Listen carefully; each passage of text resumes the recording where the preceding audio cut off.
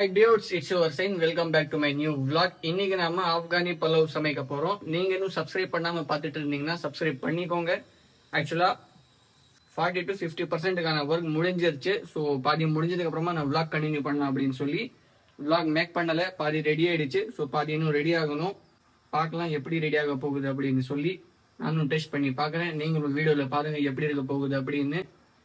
Stay tune. So he நல்லி கொதிச்சு முடிஞ்சிருச்சு. 5 மணி நேரம் கொதிக்க வச்சோம். அப்பவுமே சாஃப்ட்னஸ் வரல. இன்னும் அரை மணி நேரம் இல்லைன்னா 1 மணி நேரம் வைக்கணும் டியூட். அரிசியும் ஊற வச்சாச்சு. அரை மணி நேரம் 1 மணி நேரம் கிட்ட ஆயிடுச்சு அரிசியும் ஊற வச்சு. அண்ட் டியூட் சூப்பும் ரெடி பண்ணிட்டோம். வாலோட சூப் இதுவும் டேஸ்ட் பண்ணி பார்க்கணும். ஃபைனல் டச் இன்னும் ரெடி ஆகலை. சென்னையும் ஊற வச்சாச்சு.